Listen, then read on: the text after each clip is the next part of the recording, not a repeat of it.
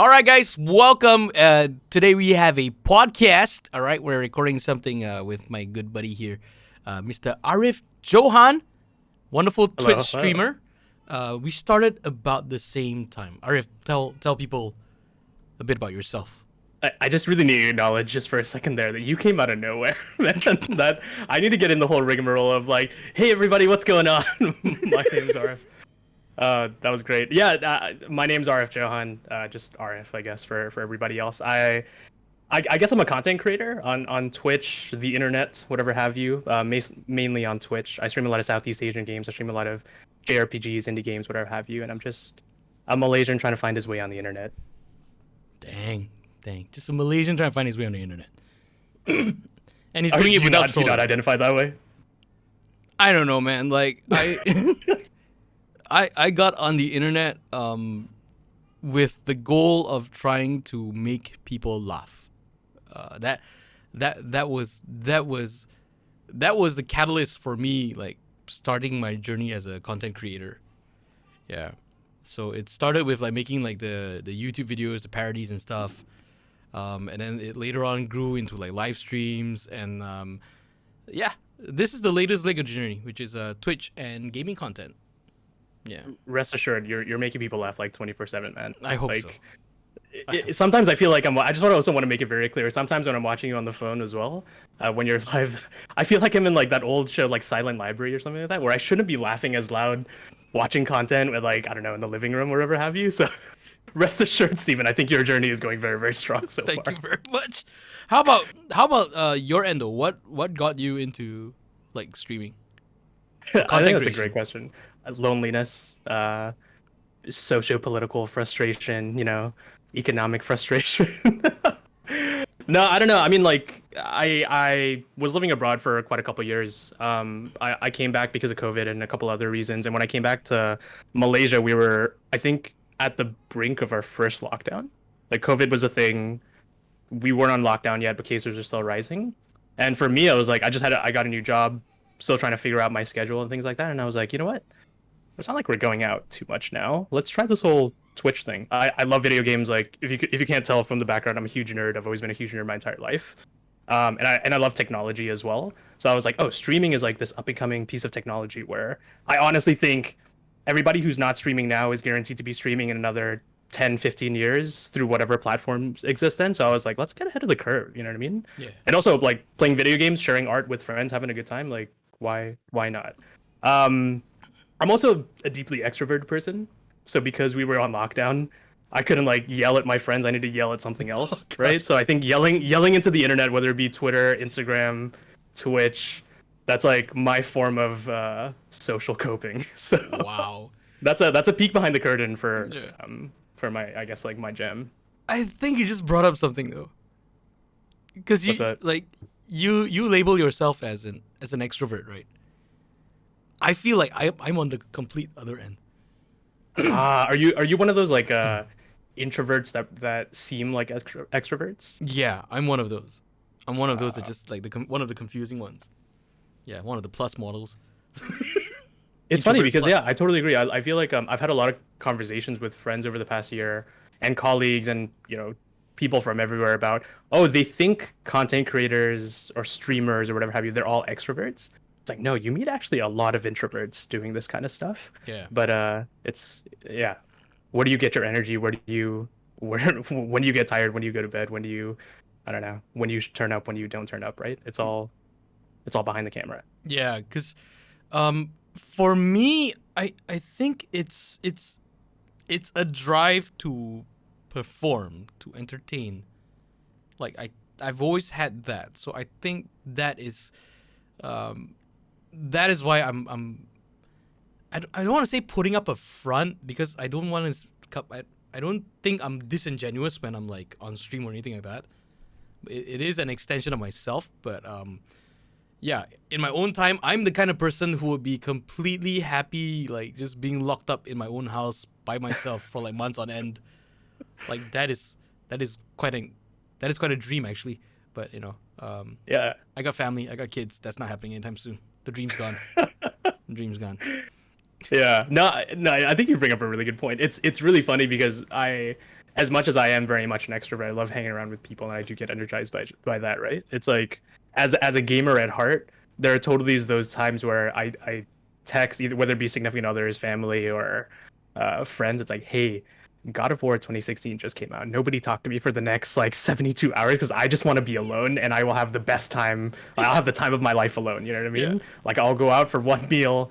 I'll have the soda in the fridge. So I feel like gaming and Twitch is this weird place for extroverts and introverts as well, right? Yeah, definitely. But okay, we've both been on like we both started streaming on Twitch at like pretty much the same time, right? I think so. Yeah, and we've had like very interesting journey so far. Uh, I'll be honest with you. My first impression of you when I saw you streaming was like, okay, Hit me. I'm excited. yeah, was like, okay, we got this like very straight cut, nice guy, kind of deal.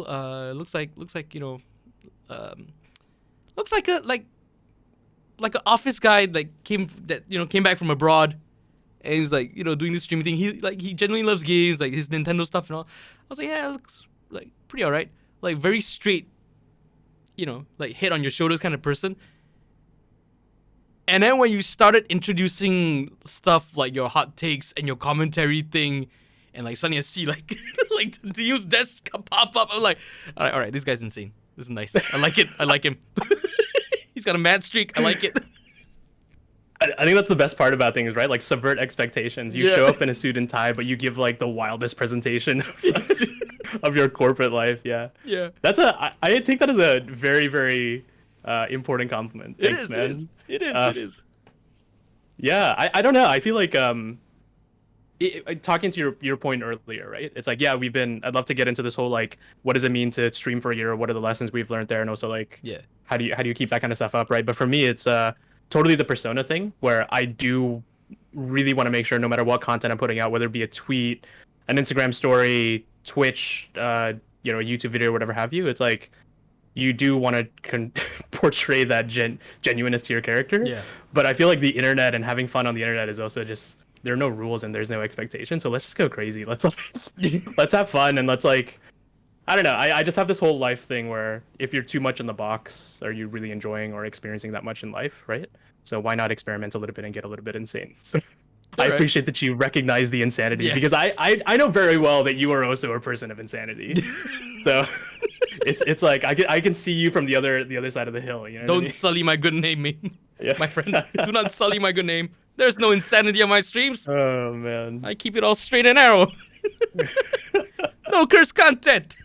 No memes. Let's pull up the VODs, everybody. Everybody knows what I'm talking about. Look at those clips, everybody. Look at those clips. Yeah, but Oh, dude, how has it been for you? Like when you first started streaming, like what was the feeling like, and what were the expectations you had Oh, when you first started? that's a great one. So maybe the context here. Been on the Twitch platform for about 11, 12 months, right? I think I hit my affiliate status within a month and a half or so.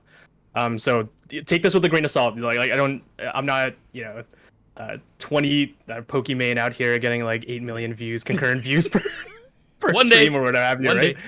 day. One day. Yeah. No, but I think for me, it's like I'm really happy with the state that my content is in right now. But I think back in the day, it was like I just honestly want to hit that affiliate status because it's the easiest thing. For those that don't know, on Twitch, basically, it's like you need to hit a certain milestones, whether it be viewers, followers, whatever have you, to Yeah.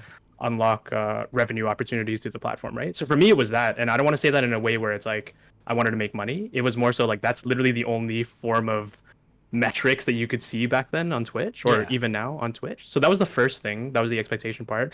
Honestly, I also want to make it clear. It's like I wasn't one of those streamers where I was like, oh, I'm gonna cash out big, or I need to make this. I'm instantly gonna make this a living. Like Yeah. I honestly wanted to put myself out there, learn a little bit about content creation, and also make a little bit of side income, given the state of the world, obviously. Yeah. But I think for me, I also want to mention that like I came in with a project in mind. I started with Southeast Asia Nights, so that has also had a lot of growing pains and lessons learned from it. But I came in with a project. I didn't just come in with hey, I'm just gonna stream and for 6 months that's what I'm gonna play Call of Duty Warzone every day, you know. Okay, so So that's a distinguishing factor, yeah, maybe. that's very cool because like you came in with a game plan. So yeah, I think throughout the myriad of games you played, like Thursday night Southeast Asian game nights, that's been like one of the most consistent things in your schedule.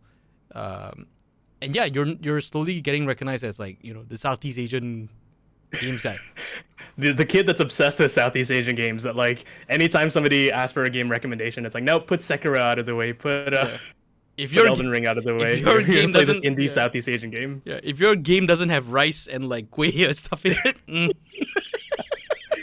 Yeah, no, I think you totally nailed it. I'm very, very happy with like, I love I love games. And I also love the games industry, and I'm super blessed to have known developers, publishers, the people that I work with, friends in media, the other content creators like you in this bubble of Southeast Asian content and games. So yeah, I totally agree. I just like, it's definitely been a consistent thing, but also something that I'm have a lot more in store. You know what I yeah. mean? One thing I was like kind of concerned with when I first saw you run with the Southeast Asian game night.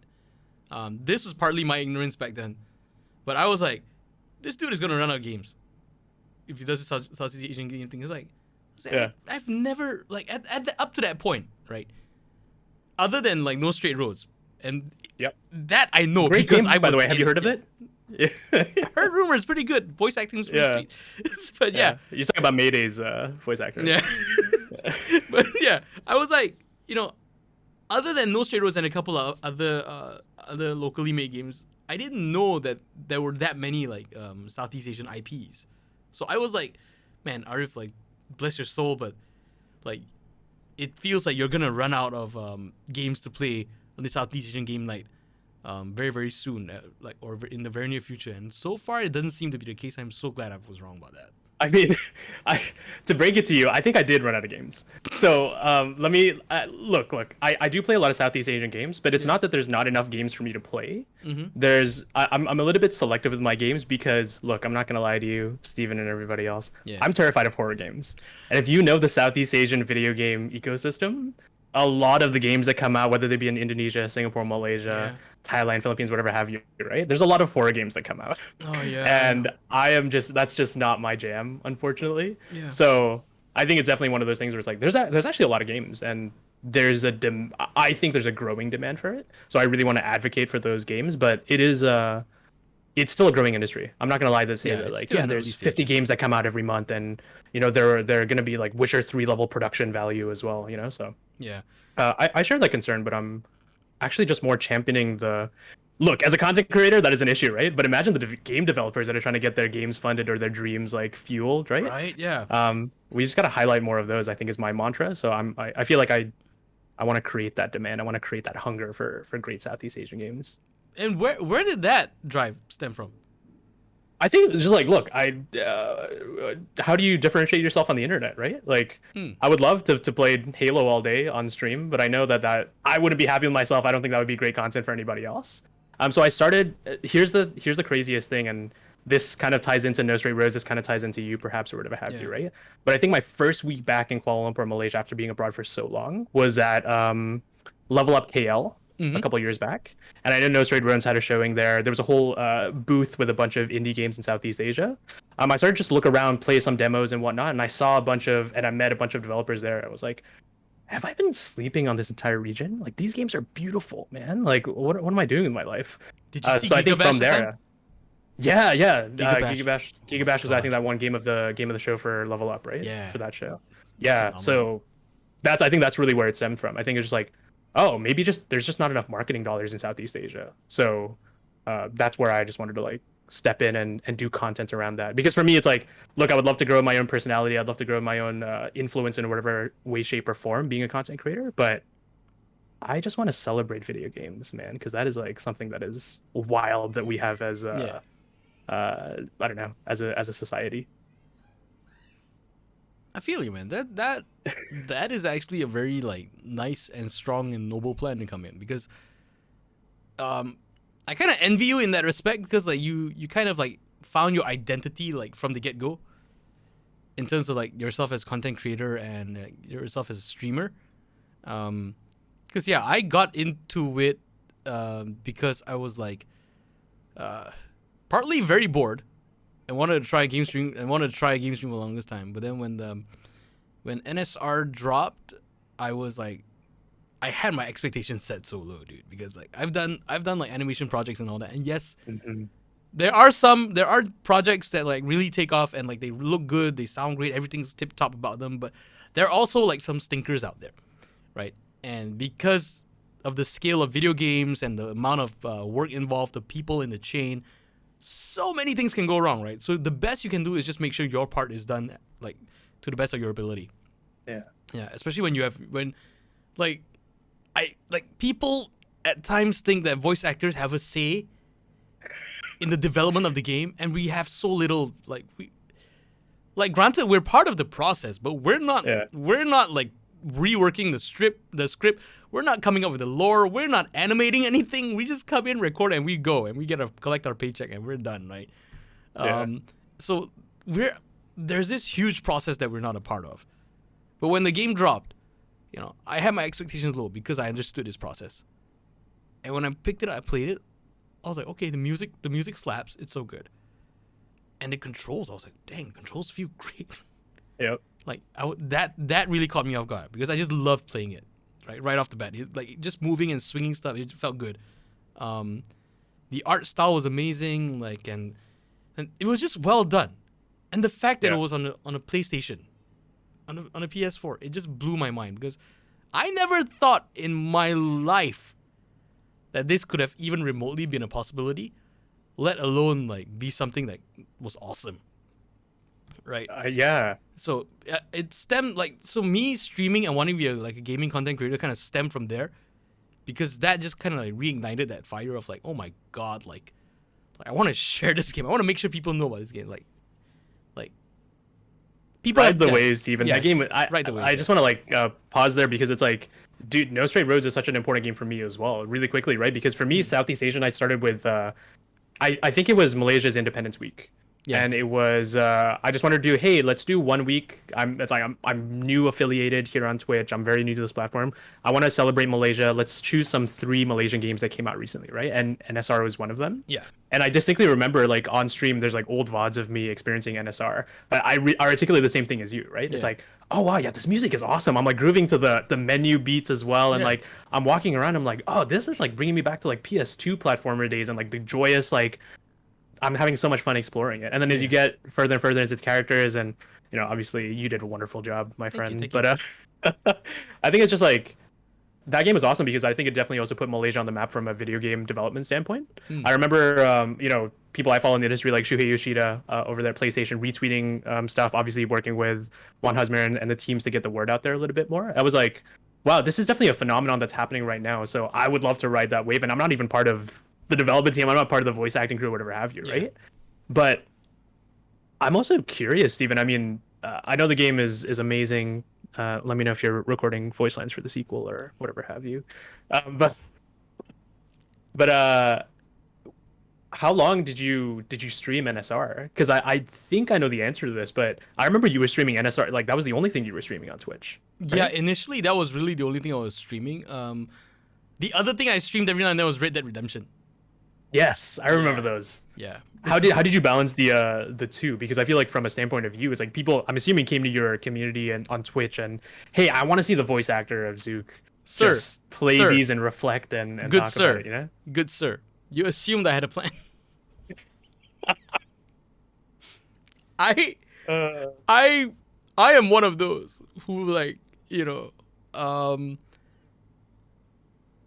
just got really lucky with the game, with NSR. That it was a wave that I could ride, right? So I figured, you know what? I still remember at an early stage of the game, when my account was new, I would like go over into like people's Twitch streams, while they were playing and say, "Hi there, I hope you're enjoying the game. I'm the voice of Zook." I think you did that to me. I did it to everybody, dude. I did it to everybody. Yeah. That's how I like first got to know you, I think. Or I think I knew of you before, but I think you popped in and was like, "Hi." Yeah. It's me, Zook. Yeah. And I kept doing that to everybody, and slowly but surely, like that started stirring the pot a bit. Yeah. And then I started streaming NSR, and really just I had no idea what I was doing. It was just that the only thing I knew was that okay, I knew how to stream like talk shows and stuff like that, where it's just people and their webcams and stuff, right? I never couldn't figure out like the gaming part of it. And once I did, I ordered like a 20 ringgit capture card, and I was like, boom, let's go. I have a story to tell about this capture card. Okay. Do you remember? So I want to bring this. I want to harken on this really quick though. Go for it. Because I distinctly remember one of the streams that I was looking forward to on your side is that you had I think Azamad who did the music for the DK West rap battle, and I can't remember if One Husband was also on that stream. I think he was as well, right? Yeah. And you were playing through that capture card, and the both of them were like, "This is impossible because your 20 ringgit capture card has a delay, and the whole point of this specific boss is that you have to have cat-like reflexes to make sure that you beat the boss level." Yeah. And I remember watching this, and I was like, "This is the best Twitch content I've ever seen because it is the most like, hey, Steven is like." I can't solve this, so we're just gonna play on hard mode. There's gonna be like a 2-second delay. Yeah, it's like it's already like it's hard enough, and then you add like technical difficulties that just just make it go even harder. And the sad thing was that on stream it looked fine. Like it's one thing if like on stream the visuals and the music were totally out of sync, but no, on stream it looked perfectly fine. So it just made the players look incompetent. I remember because like One Husband is like I think he was always patting himself on like, hey, he's the music guy, right? He can play all these like crazy music games. And then I think Oz as well, he was like, oh, I think I could do this. Like, yeah, that was a fun one. I finally managed like dude, that lag thing, I wasn't even aware of it until they came on. Talk about how do you learn as a Twitch streamer, right? Like the things that you go through to learn as a how do you make content on Twitch? Because it didn't occur to me. Like I started playing the game on my like PlayStation and on my TV for the first few levels. After that, I brought it upstairs, and because I'm a very like button smasher kind of guy, so I didn't really notice, and I hadn't hit DK West at that time yet. And the first time I played DK West, it was just like by the way, okay, let's just try this out and then just move on kind of thing, because I want to do the main bosses.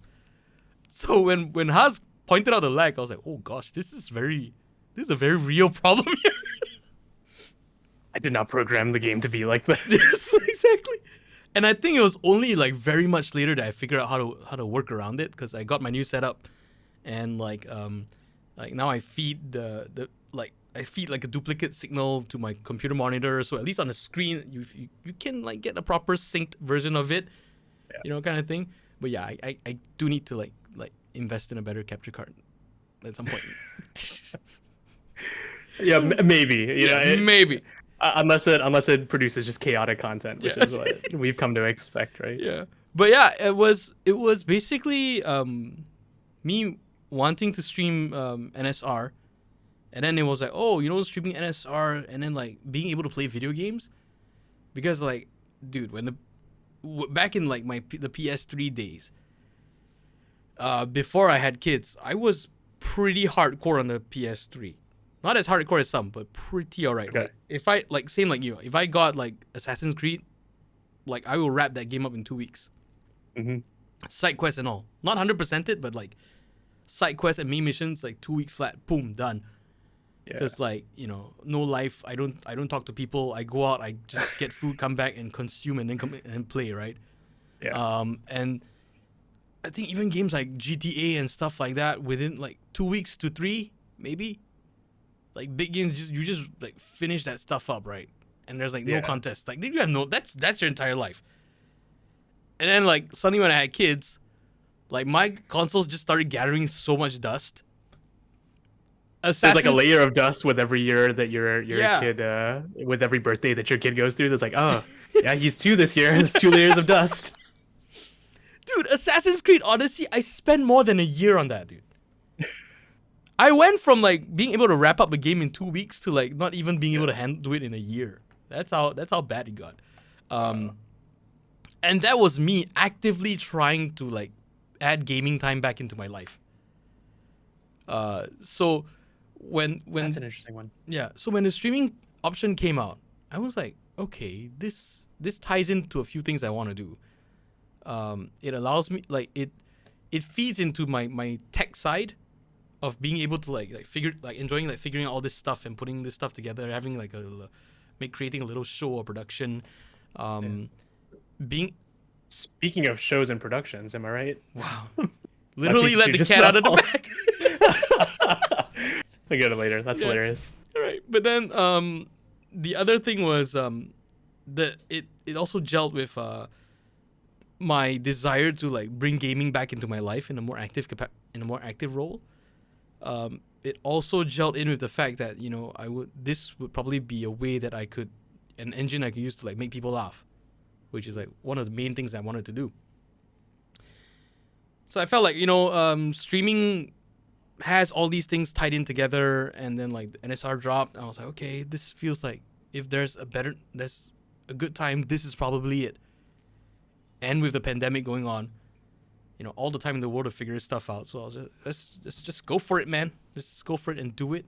Yeah. Yeah. And so far, it's been a fun ride. It's been a fun ride. That's like a key word, right? It's been a fun ride, right? Yeah. Because I've also noticed a lot of my friends who started at around the same time of us. I don't have the particular statistics or I don't have the names off the bat right now, but I definitely have noticed a decrease in friends who have started around the same time that we did. Not just in Malaysia, all over the world that I've gotten to know on Twitch. And it's like, oh, at a certain point, some people just don't have fun, or they can't prioritize this as the things that they do in life, right? So there's also a drop off. Yeah. So I think the fact that you're still here, that I'm still pretty satisfied with the content I'm putting out, is also kind of a weird testament of content creation, Yeah. right? Yeah, because it's like it's not like you're getting paid to do this, and by paid I mean like a workable. Yeah. I'm assuming, for unlike the 1% on Twitch, like you can't have this be your day job unless you have some serious like alternative plans. Yeah. So it's like, how do you stay motivated, how do you stay fun, but also try to make something out of it, 'Cause right? At this stage, no one is like paying you money in advance to like build up your career. It's like you're inching and crawling every step of the way. Yeah.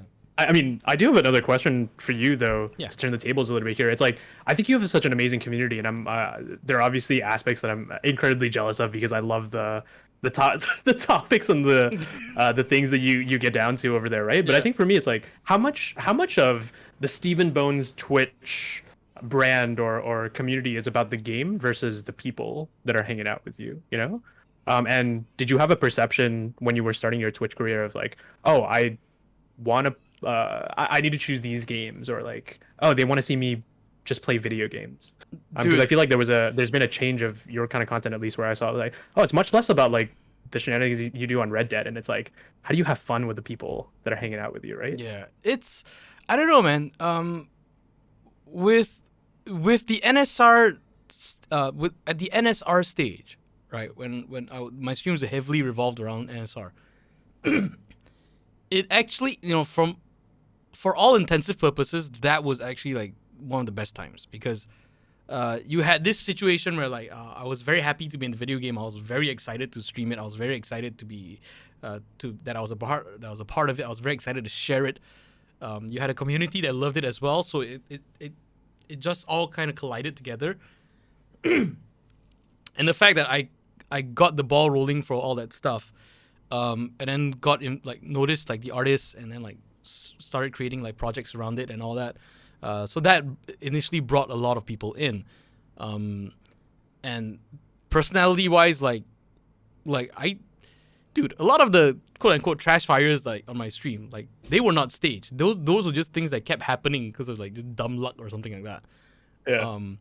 And then somehow like people just like attached like, okay, this is a Steven thing. Like, like the moment you put Steven in there, like this is what you can expect, right? In terms of Red Dead, it was simply just because like that was the game I was playing at the time, or that I wanted to like revisit. Yeah. So yeah, and I had that thing where like, oh no, I'm playing and people are watching, like let's just like ham it up a bit and like, go a bit out of your way to shoot a rabbit and like steal a train and sing a song while you're stealing a train, that kind of stuff.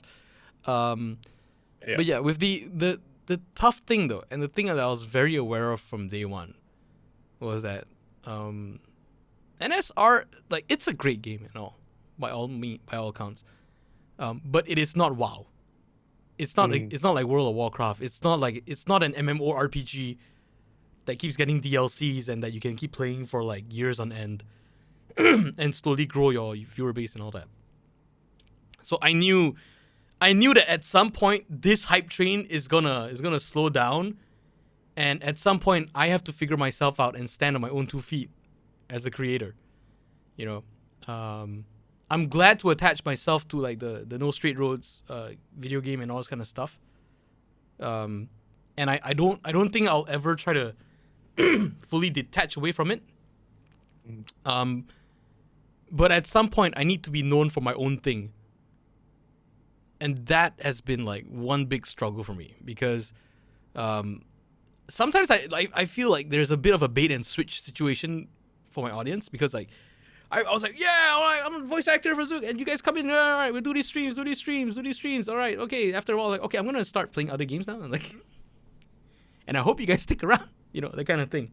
Like you have an open house and then you lock the doors once they're inside the open house, and you're like, okay, let's.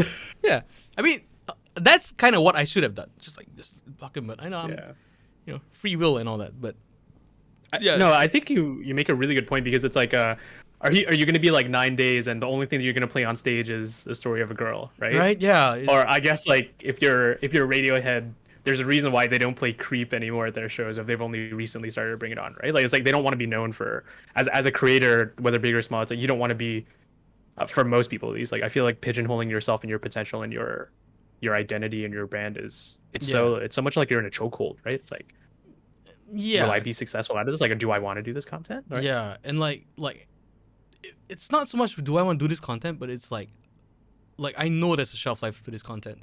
Yeah. And if I keep doing it non-stop, like on the regular, like I'm not gonna grow, and at some point it is going to like this plan is gonna backfire at me. So I need to figure things out. And I kind of got my first taste of that back when I started my YouTube channel, like back like I think a year or two before, like the parodies. Because like, I made my first couple of videos and like they just boomed, like just right off the bat. I remember watching those. Yeah. Yeah. So, you know, it felt like that same thing happening again, where like I just got on and I just started and like boom, like things just accelerated. And while yes, I feel extremely blessed that I get these like, you know, initial bursts. The downhill that you have to deal after that, dude, that is not pretty, dude. The year before I started streaming, I was putting out like one video every week as a challenge to myself. That darn near drove me insane. It yielded results, but it was a huge challenge. It was a lot of stress. It was a lot of pressure. I grew a lot for it. I don't regret it. But yeah, within a year, I got to see a lot of like the ups and downs of being a creator. So when the same thing started happening in Twitch, where like, you know, get that initial burst, like boom, okay, NSR is doing great. Wow, you're getting all this, like your streams are doing like crazy numbers and all this kind of stuff. And dude, like, I think at highest, like one of the highest streams I did was it somewhere 300 to 500? Yeah. Current viewers? I know you were at that range. I remember seeing those streams at that range. Yeah. It was, dude, that was insane. That was insane. And like, as much as you tell yourself like, okay, this is a one-off, like this is a one-off. In the back of your mind, right, the moment you've tasted that, you'll be like, yep. I want to get that again. Like, you know, I wanna get one. Yeah. And no, go ahead. Yeah, and knowing that I'd have to do my own content based on myself at some point, you know, I understood that, you know, it's going to be a challenge. There is going to be a period where like, you know, the people that stick, that you understand like, okay, these are the people that stuck around for me. Like, this is the core audience, right? Yeah. And then even then, because you just hopped off like the main game, and then you're still kind of like exploring like, okay, like who you are and what you want to play. Because I've been out of gaming for like a while. Yeah. Right. And coming back, so everything is fresh. I haven't played like a PC game in years, dude. I was like, what the hell is Steam? Like that, I don't have Steam on my computer at the time. Like, Yeah. Yeah, so that's how fresh everything was to me. It was like an assault on the senses, and I was like, I just need time to figure this out. And when you're trying to figure it out, um, like it or not, it's not like people want to see you fail or anything, but after a while, people will tune out.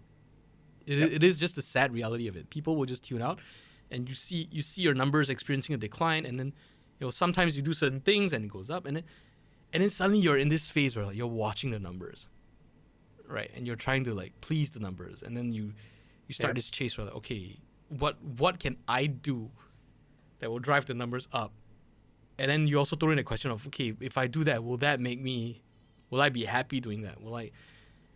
And it just puts you in a situation where what used to be like just a state of clarity, of just like, okay, let's just do this, have fun, all right, we're good, okay, I don't care, and blah blah blah. Whoa, it blew up. Oh. To like suddenly, okay, how do I make this work? How do I make this? Right? Dude, that's just that's a I tunnel. think no, it's so interesting because I definitely see how you could experience a lot of those things. I think just from a bystander's perspective, right? It's like I saw that growth and I see I see where you might have experienced that as well, because yeah, just objectively, the people who came for just NSR content wouldn't come back for non NSR content, right? Yeah. It's not that you blame them, it's just the bigger part of this is that content creation is such a vicious cycle. Yeah. And look, if you're watching this, if you're listening to this, and you're like, how do I become a content creator? How do I have fun? And how do I make money off of this content and like be entertained or whatever have you, right? It's like, I think you just have to understand that when you're in the business of content creation, you have to be prepared for the worst, right? Yeah. Because I've seen a lot of people experience success like yours, or maybe a trajectory where, hey, I could reach these milestones, or this is where I'm gonna be next month or 2 months from now, and then just because of, I don't know, whatever reason, it doesn't happen. Yeah. Right? And I feel like that's echoed throughout content creation. I can guarantee you, I know friends have experienced that on Instagram, for example, right? Churning posts, stories out on Instagram, and trying to do that kind of content of what gets the likes, what doesn't get the likes, whatever have you. Same on Twitch, same on YouTube. So I feel like it's just like, yeah, it's smart that I think you're. It sucks that you went through that, and I'm sure a lot of people do as well. But it's also like props to people that still try to make it work, right? Yeah. Despite the vicious cycle. And I think like that's also a huge misconception of like getting into content, right? People are always like, oh, if you find success, then if you're averaging like not even like 100 people, right? Let's say like you're averaging 20 viewers now. It's like, oh, then if we go at this rate, we're gonna average 25 viewers next month, and then 30 viewers, and then whatever. It's like, no, that's not, that's not how content works. Like you're gonna get a slap in the face, and you're gonna have 2 people watching you for a whole week, you know? Yeah.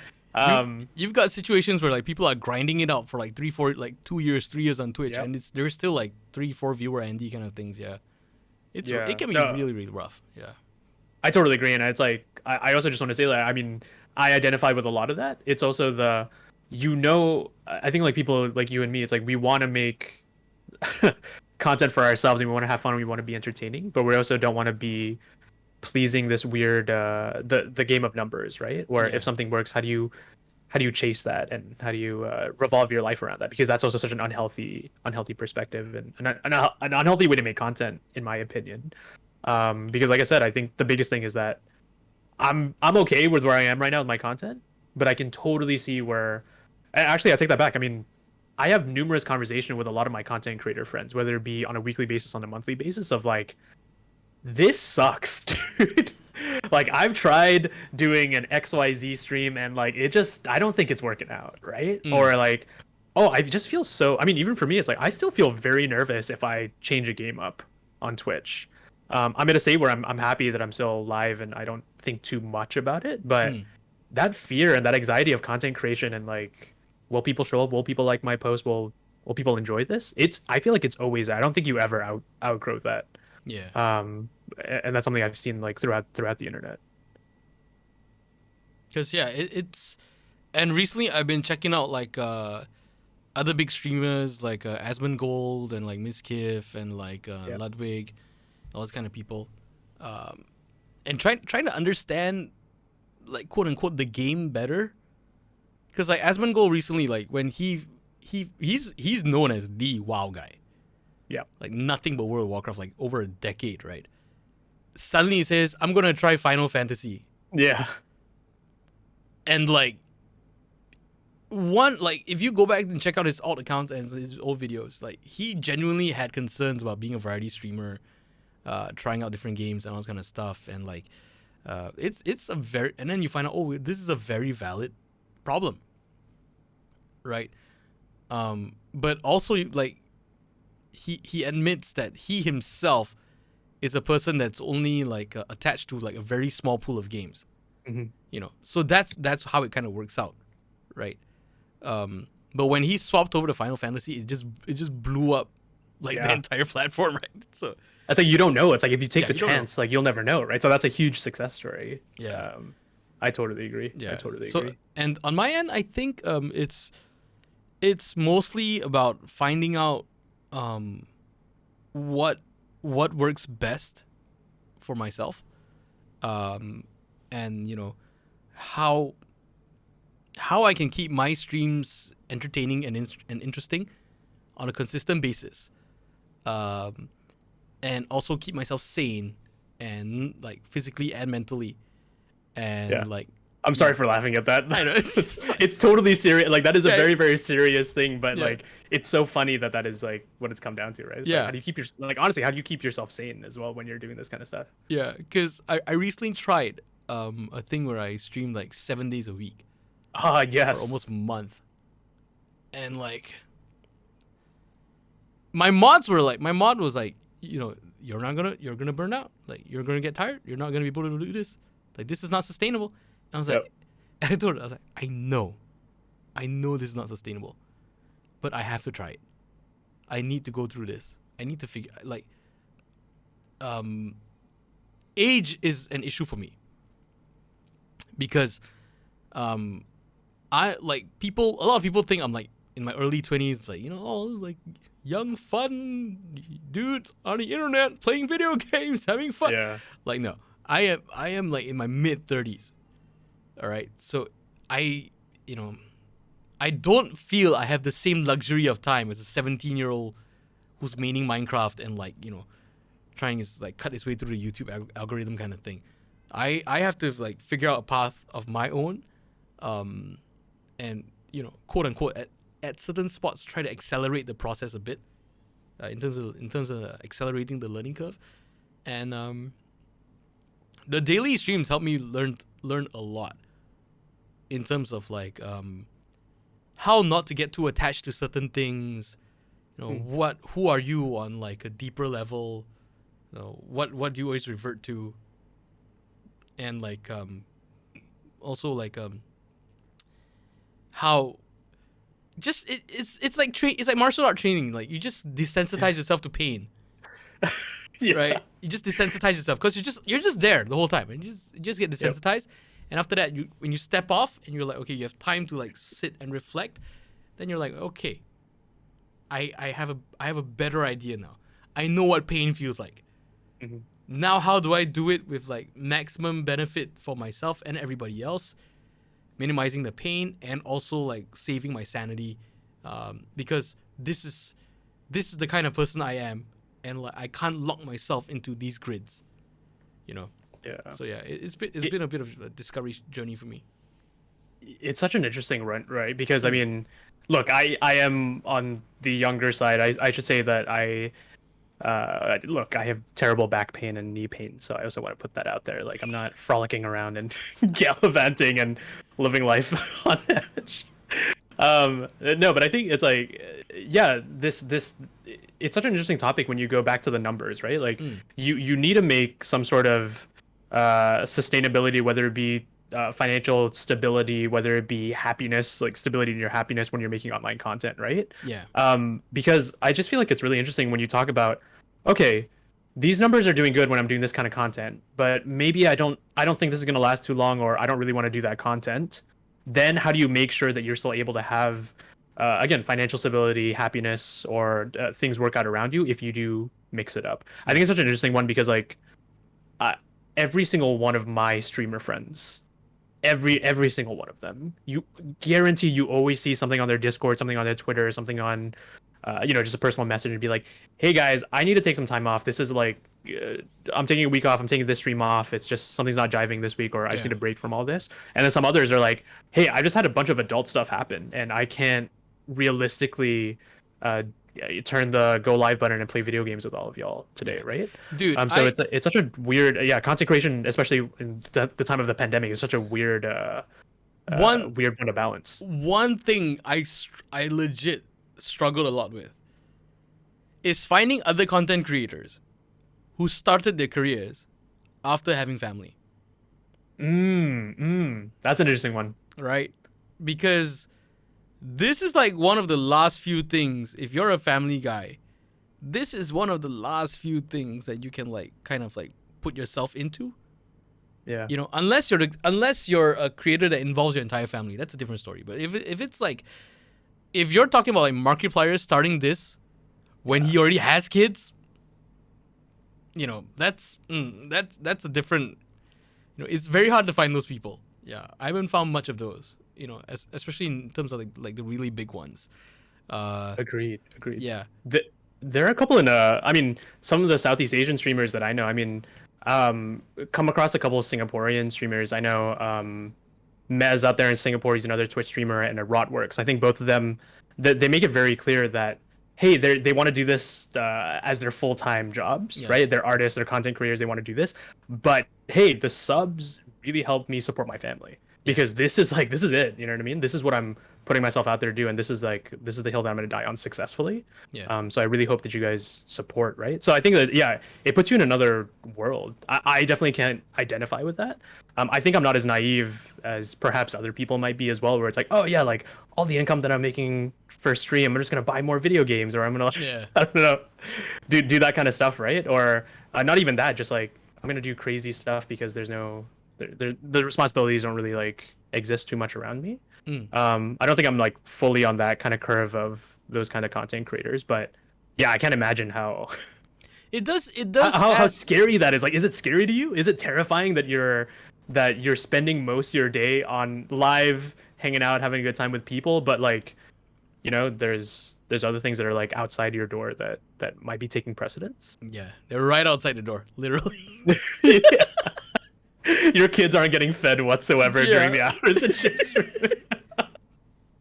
Well, yeah, but I mean that. Oh man. But that is part of it. That is why I am very particular with time and productivity and trying to figure things out.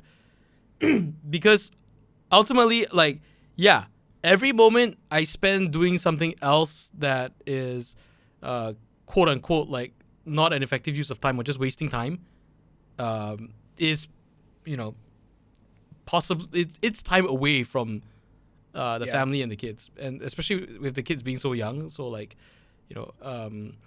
it it it adds another level of strain to things. And to be honest, the easy thing is to really just give up and just like accept that, you know what, I'm a dad, just do dad things, get dad, like do dad work, and like,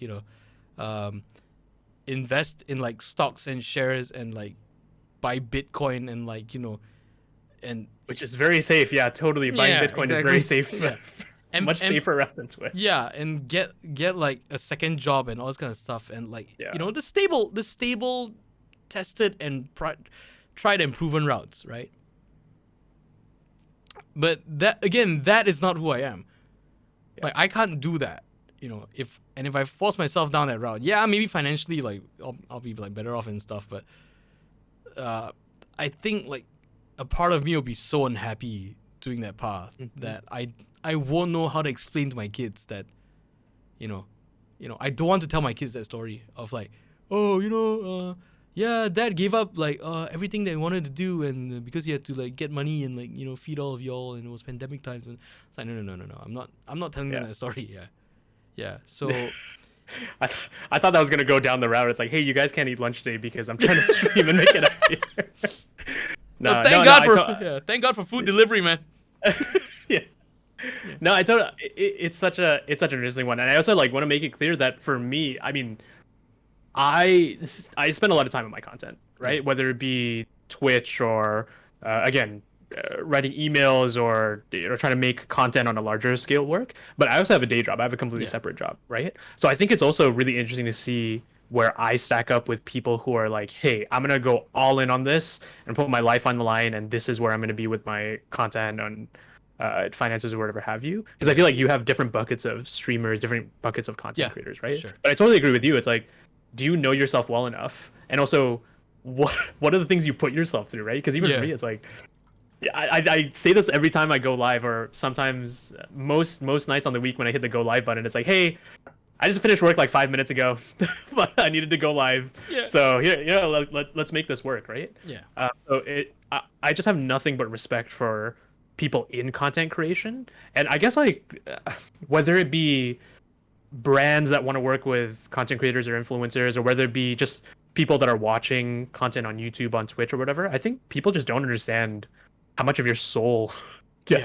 gets gets sucked out of your life when you're in content, because Yeah. it's always about, yeah, it's always about like, again, content just like a vicious cycle. You're not Yeah. doing the same thing every day, But right? So but mind you, like it's like we're all free to leave at any moment we want, exactly, we're just but we big don't. masochists here. Yeah, we don't because Yeah. like there, I think yeah that's the thing about like a lot of content creators. We have this innate thing about us where it's like yeah like I lose sleep, I get stressed out, but I want to Yep. do it. I want to do it. Um, but there is quite a strong amount of people. Okay, you have, it's like any job, right? Where you have a lot of people who think like, oh, you know, like this career is like so fun and interesting, and then they like try to pursue it. They go on a job day one, and it's like, oh my god, this sucks. I don't like it just looks good on the outside, and I quit, and they move on. And then you have those that stick around. You know what? I'll get better, and like they do, but then like they hit a dead end, and then after that they burn out. It's like, oh, I should move on, try something else in my life, and they quit. Yeah. And like you never know. You never know which one you might actually be. You might actually be the guy that like keeps going and keeps growing and actually like, finds your footing and finds your place.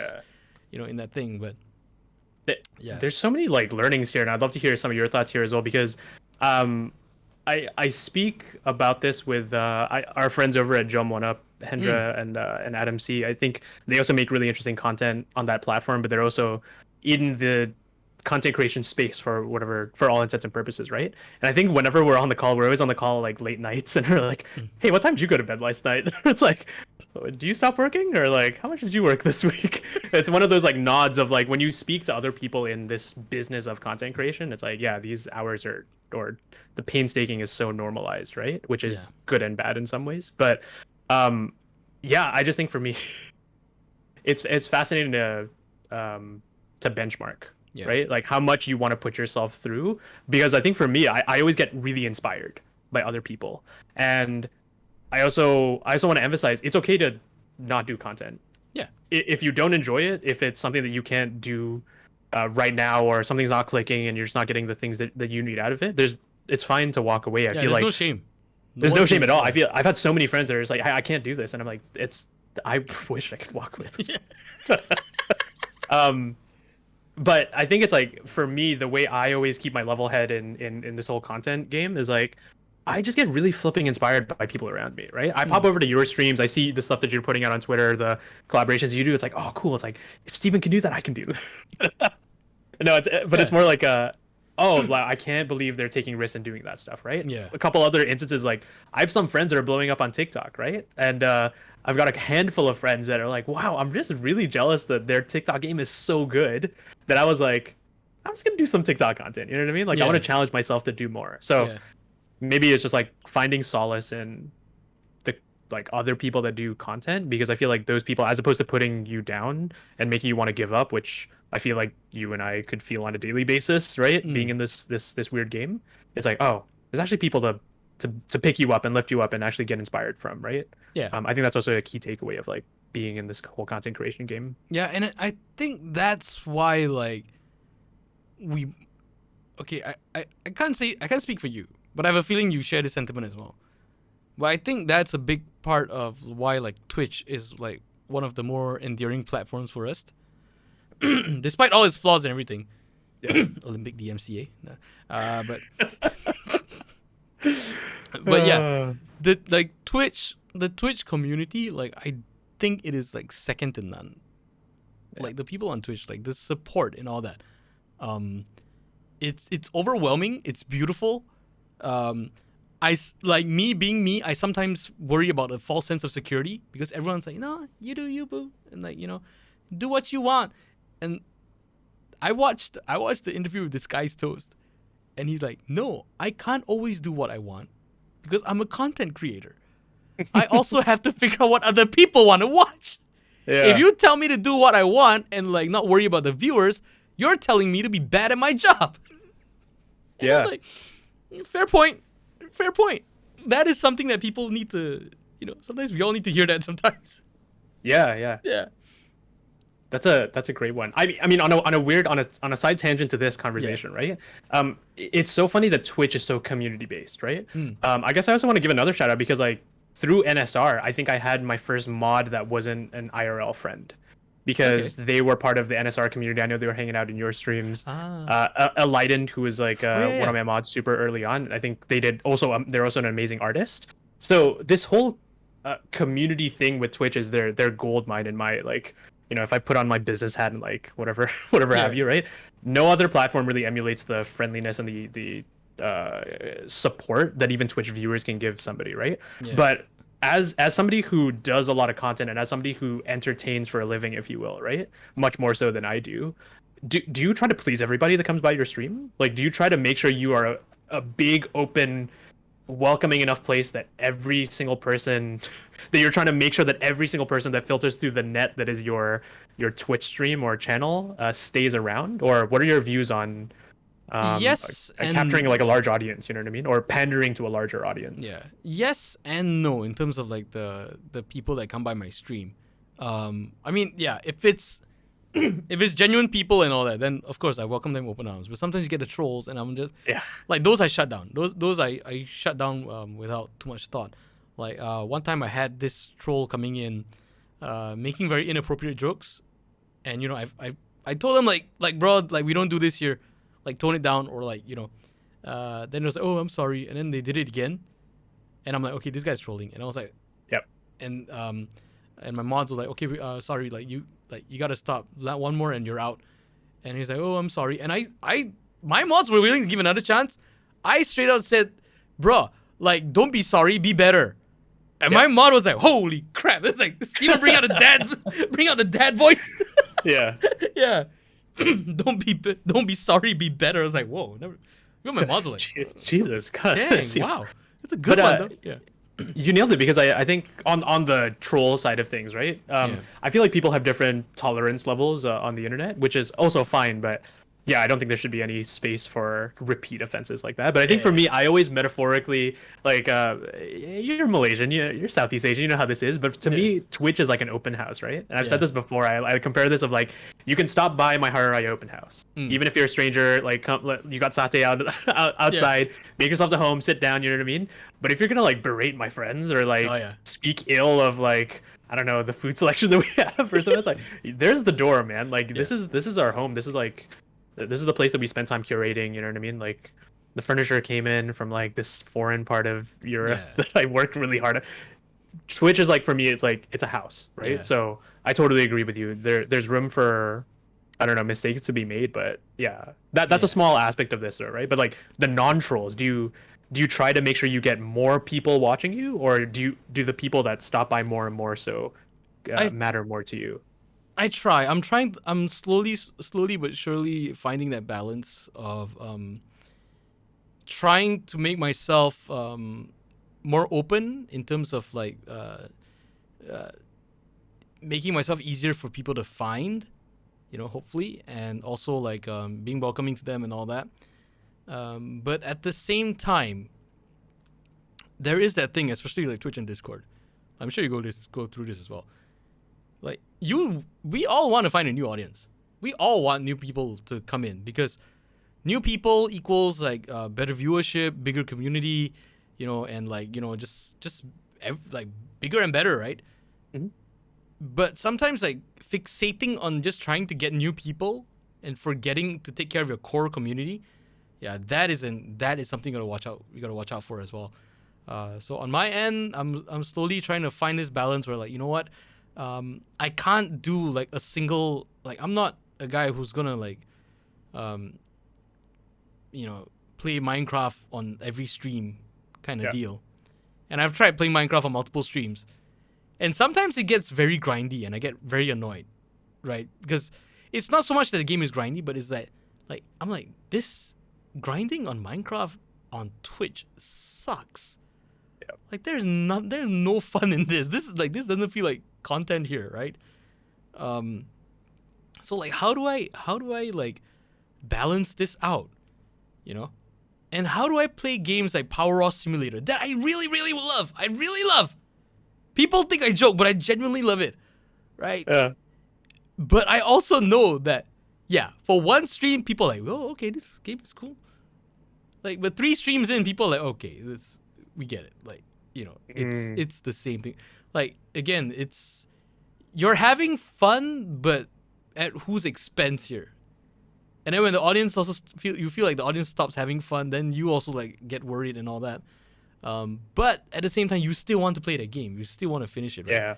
So now I'm slowly transitioning to this next stage of experimentation where, like, I stream a bit less, maybe like 4 tops 5 days a week if there's something special going on, and the rest of the time, on the off days, I can spend it. If I want to play other games, I'll play those games and I stream it on my Discord. If there's games that I feel like, it's not good for streaming or I'm not sure of, I'll just stream it in my Discord, because this way at least my main community and all that, like, they're taken care of. They get to hang out with me, and I get to hang out with them. I get to, like, VC is very different from Twitch chat. Like, let's face it, streaming a game in VC and like having people talk to you, it's very different. Yeah. Yeah, you nailed it. It's so interesting when you put things like that, because I and I'm sure like hundreds of other people on Twitch feel the exact same way, right? Like, Yeah. you want to be entertaining. We keep coming back to this concept of, like, you want to play the things that you want to play on Twitch, and you want to do the things that you want to do on Twitch, but there's just some things that you realize that will not be successful to the larger people that stop by, as well as your core community, right? Yeah. So there are other avenues to do that. So I totally agree. It's like an interesting one, because I experienced this through like Twitter actually as well, right? Like, when I talk about video games or things that matter to like a lot of the people that follow me, it's like, oh, that like goes off, right? But then when I talk about like very niche comic book stuff, it's like, it's like 2 or 3 people maybe like that tweet or whatever. But Yeah. it's like, where do you find what formats work for the right kind of things, right? But I think the larger topic on all this kind of thing is that I struggle with this a little bit more, because I feel like I realized the hard way, or whatever, just being on Twitch for so long, that you don't have to please everybody, right? You don't, like, yes, you want to be an open, welcoming space, and you want to make sure that it is a safe space for people to be. That is, I think, an essential. But beyond that, it's like, yeah, I just realized the audience I'm looking for are not gonna be like 110-year-old kids, right? Yeah. It's maybe a bit on the older side. Maybe we can have a little bit more mature conversation. Another conversation that popped up like 2 days ago when I was streaming, it was like, I get really frustrated when I see streamers always like all over the internet, but like, no politics. Like, we're never speaking about politics, right? Yeah. I get it. I understand like why you might not want to touch about the issues, but I want to make sure my community, like, we can talk about political issues, right? Or we can have open dialogue whilst we're playing a video game that is just mindless. Yeah. So it's an interesting one, because like, how do you be genuine on the internet, and how do you want to be and do and build a community that you want to see, while also kind of like tipping the line of like what typical metrics or qualities of a larger stream would look like, right? Yeah. So I mean, my thing is just like, that balance is always real. It's always a back and forth. But it's like, I've only learned that because of how much time I spent. Like you said, Yeah. the more you stream, the more you experiment, the more you realize like, what do you want to do, and how do you build that, instead of let's just do everything, or like, let's just try to grow and grow and grow and grow, and that's it, right? Yeah, and I think we're kind of fortunate, because we do have our sort of core audiences. 100%. Yeah. 100%. So at least when it's a very different situation to be experimenting and then having no viewers, or like just 2 or 3 viewers with no real feedback, because at least like when you have like a basic core audience, you can see like, oh, when I got into this stage of the game and I started grinding, chat died. Why was that? How did that happen? You know? Yeah. 100%. 100%. Yeah. When I did the same thing for the 400th time in a row for the third hour. Yeah. Yeah. It's actually super funny when we talk about Twitch, right? Like, I have this like huge confession, right? Yeah. Dark Souls or like the Souls games on Twitch, everybody knows that those are great games to play because that makes good content, and everybody on Twitch is playing a Souls game, right? Yeah. No matter where they are in their Twitch careers, right? They will be in the future or they have in the past played a Souls game on stream, right? But it's one of those things I refuse to do it. Oh. But but then I was like, but these games are so good as well, right? Yeah. But I hate the concept of like, maybe this is more of a personal issue. Like, I just don't want to be another content creator that follows and chases trends. I know this is something on TikTok a lot, right? Where it's like, oh, if you just use like the trending sounds on TikTok, that's how you grow, right? Yeah. It's like, no, it's like I actually want to make content that's meaningful for me, and I don't want to like be too much on the trend chasing side. Yeah. That it's too like all you're doing is that. So it's such a tough one that I think I just personally struggle with, where like I know Souls games do well, but I hate it when I play Souls games, even though I genuinely like those games because everybody expects those games to be great, right? Minecraft being another one. Yeah. Yeah, that kind of stuff. Yeah, even Minecraft for me was part interest to play and part like, oh, this might help me get a few more eyeballs. But yeah, it's rough because you're going into a game that's like where the audience generally has way more information than you. Like overwhelmingly more information than you. And you know, yeah. And if you're not like completely enjoying it, you know, especially when it comes to Twitch, and I think like when we're streaming ourselves, surprisingly we're not as sensitive to that as we should be. Until like it gets to like a really breaking point, then we're like, oh god, I never want to play that game again. But otherwise, most of the time we're like, it's all right. It was, you know, maybe I'll try it out for one more stream. Yeah. But with Minecraft, it was a little bit like that for me. I enjoyed the game. Would I go nuts over it and like build skyscrapers and like build entire cities by myself? Like probably not, dude. Probably not. But you know, my community was very supportive of me like trying out Minecraft and all that, like trying to teach me the game and all. So I was like, okay, let's give this thing a good shot here, and let's see how far this goes. But I can't back away from like things like platformers, you know, like some like simulators and stuff. So yeah. So It's so funny. It's so funny because you do end up going into these niches of like what you're comfortable with and what you want to put out and what you think is good content, right? Yeah. But it's like, dude, major props to also just experimentation, right? Like, another really really good friend of mine, I think she gets motion sickness when she plays first person games, and she also really doesn't like scary games, right? So when she did it for 2 weeks. I thought it was the best content that I've like seen on her channel, and then she was like, I'm never doing this again because I just can't, right? I was like, you know what? More power to you. More power to you. It's like, again, experimentation in content creation is just like so deeply important to me. But like props to taking that leap and that side. Because if not, you wouldn't know. What were some like experiments that you've done or that you feel like you want to do? Oh, that's a great one. Well, okay. First experimentation that maybe worked out was that, I don't know if you know this, but my first month on Twitch and like maybe this time last year, I was just playing first person shooters. Mm-hmm. I was playing like Valorant, I was playing Warzone, I was playing with friends online. I do not do that kind of content anymore whatsoever, right? Okay. So I was like, I don't want to do this. I want to play like single player indie games. I want to play like Kingdom Hearts. I'm a huge like flipping Kingdom Hearts fan. Yeah, I right? can tell. Like, yeah. So like, I want to do that kind of stuff. So that was like a thing where it's like, oh, okay, I did transition over, and I think I found that, right? I think in terms of like the experimentation side, the Southeast Asian games are always experiments, man. Like, because I love and I have this whole shtick about sharing Southeast Asian arts and culture through the video games medium with other people. That's like the big surface level side of things, right? But every game that I play is actually like a huge leap of faith as well. You go from playing one of my favorite games like coming out of Southeast Asia was like When the Past Was Around, right? It's like close knit. I think you were there for the stream that I just cried at the end. Yeah, that was amazing, dude. I cried so much on that game. Shout out to Toge Productions, I think, and Mojiken Studio. I think I work with them most closely. I think they're amazing video game developers out there in Indonesia. But like, that's like I don't know how a 2 hour, 4 hour narrative where I like cry to myself on stream is gonna go for content, right? Yeah. And then you flip over like 2, 3 weeks after that, then we're playing Cat Quest 2 from the Gentle Bros out there in Singapore, right? And that's like, oh, I'm playing as a cat and this is like an RPG and I've never done like cutesy RPG tales Yeah. before. So that's the beauty about it for me, my whole thing of experimentation. I don't experiment too much when it comes to like bigger categories because I feel like my experimentation is the Southeast Asian games because they're not the games that I play aren't very samey. They're always very very very different. So I have a scapegoat that way. Mm. What about you? How do you Oh, deal with this whole like the experiments that you have yet to do on Twitch? experiments that I have yet to do. I don't know, dude. I'm I'm legit like winging it as I go along.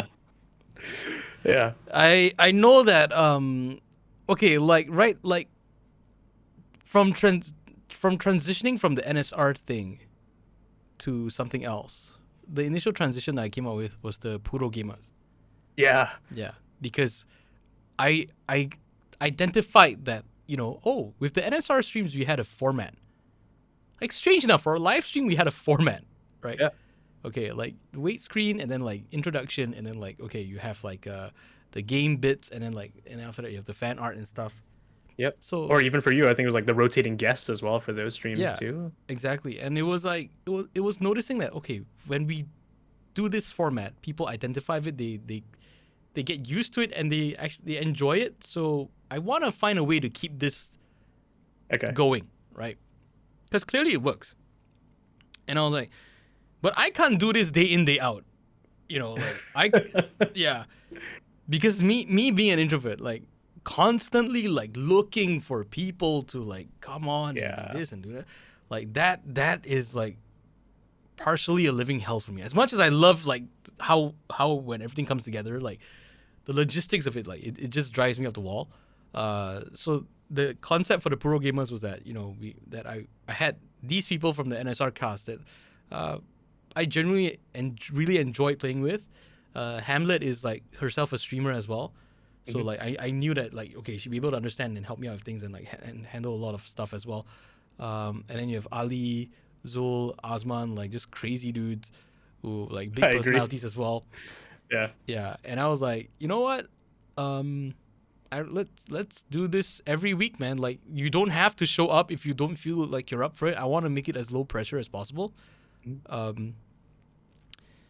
But yeah, having like a little crew that you can rely on like every week to like just come in and like hey let's try games that we wouldn't otherwise try.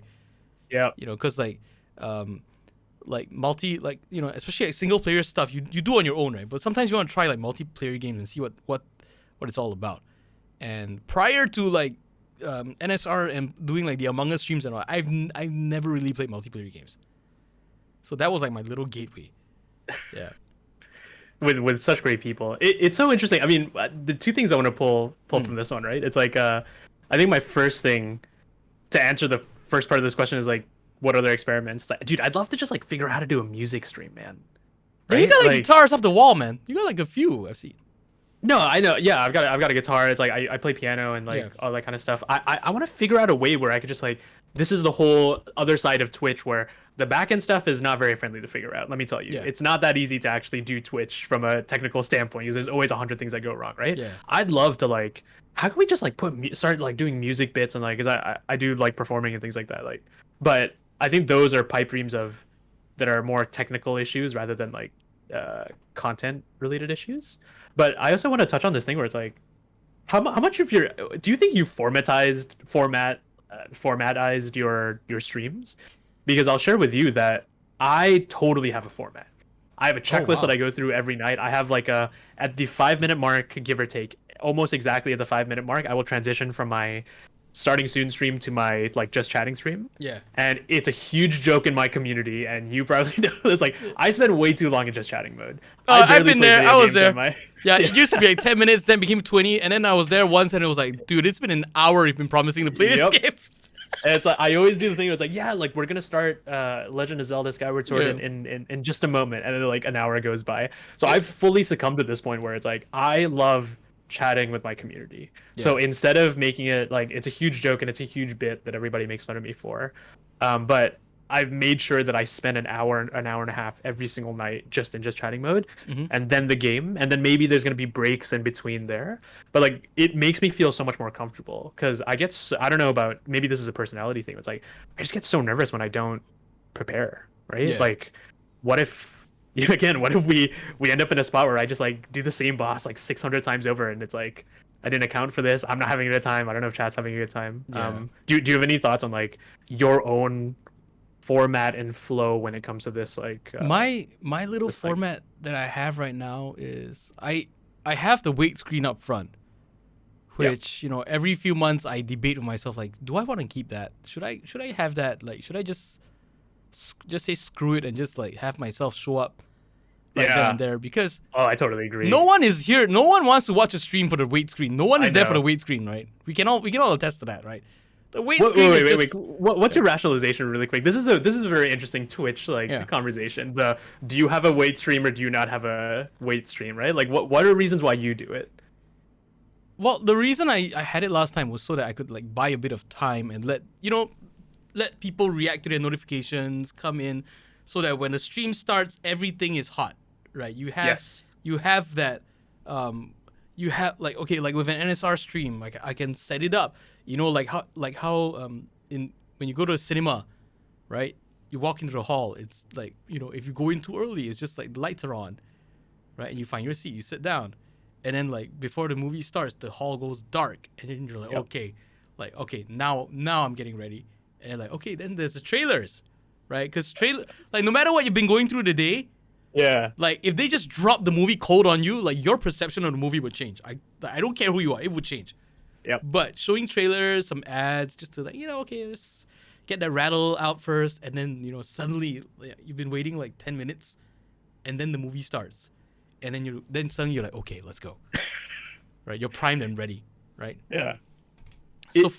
So for me, the wait screen, is meant to kind of do that, get people in, settle them. Okay. Like with the NSR streams, I used to do like these little like video bits and all that every now and then. Yeah. Yeah, and those would really just like send things through the roof. Yeah. And sometimes I make sure like I be very careful with my selection of music. Yep. If I want people to be roaring, okay, put up like the rock tracks and stuff like that. But because I am highly inconsistent, like I hit this stage in my solo streams where I was like, okay, if it's a solo stream, and I'm just like hanging here, I've been hanging out, and they're like, okay, we're gonna play this next video game. Why do I need that wait screen? There's nothing to hype. Not to say that I'm trying to be like, yeah, there's nothing to hype. I'm not doing like a big production kind of thing. I don't have like big guests coming in. I'm gonna shout. We Yeah. got like this quest. No, we're just coming in. We're gonna hang out and then we're gonna play. Like, why do I? Wow, there's so many reflection points that I have for there. Like, Yeah. it's funny you said the movies. I think of it as a music festival, right? Okay, like, yeah. You have a new band that's okay. Let's say you're walking through the music festival. There's a band that you see playing off in the distance. You hear something cool. You walk over there. It's like, oh, cool. I jam with this. I'm gonna hang out here, right? Yeah. As opposed to like waiting for an artist. And if you didn't know that artist and you're just waiting around for them to like do their sound check or like finish up their sound check so they could go, you're probably gonna go find another band Yeah. that's already playing music, right? So that whole metaphor is like I totally get why, but I'm 100% with you where maybe it's just my addiction of putting up a show and production and things like that. Like I like this is a timed thing where you want to get settled in, you want to have this very consistent like maybe it's like just the fear of being an extrovert, right? Or like I don't want to walk out and like meet in the stand-up world like maybe that you could be more familiar with. It's like I don't want to go tell jokes to a wall. Yeah. Like if I'm gonna perform, like I just want to at least like somebody is listening to this, right? Yeah. Which is really funny because I'm super blessed to be in a place on Twitch where there's a consistent group of people that come by very early in the stream, right? But I still do that waiting stream. But I totally agree. Do you not do it? Do you want to do it? That kind of thing. But just good to pry open to the your mind because it's such a weirdly hot contested issue on Yeah. Twitch, right? Like You have it and or do you not?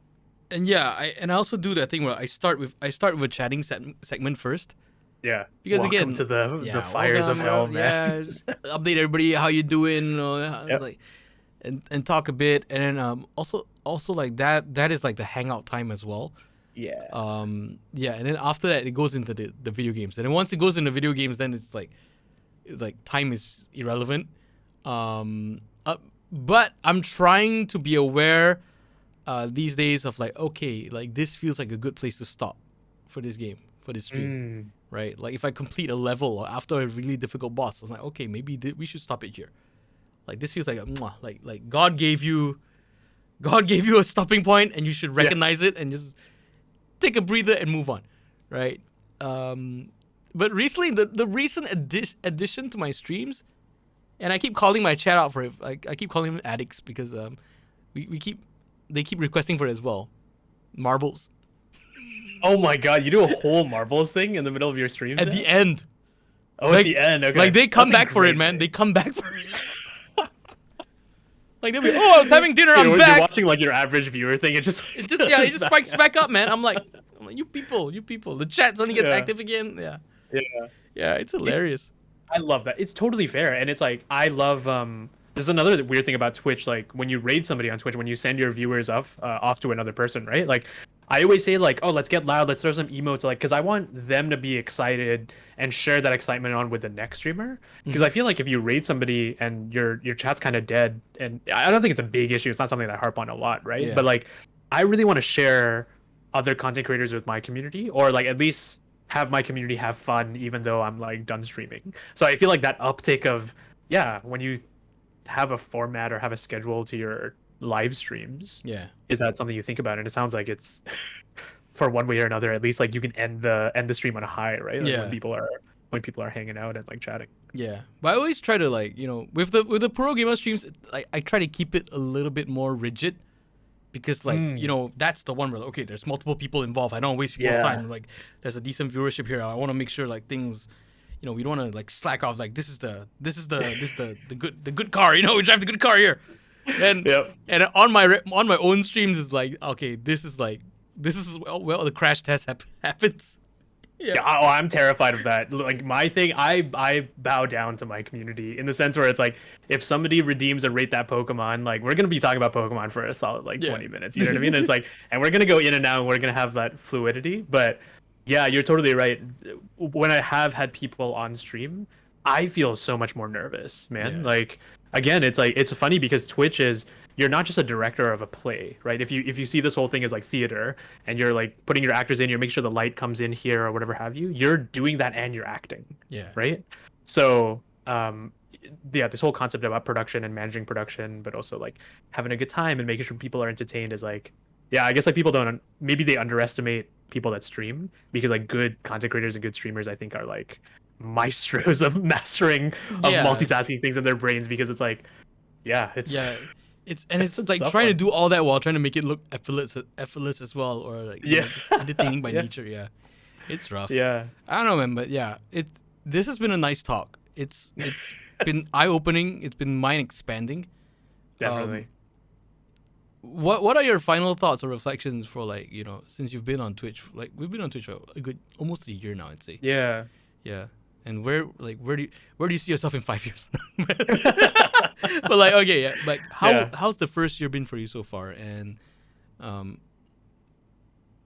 what are you like looking forward to going forward? Yeah.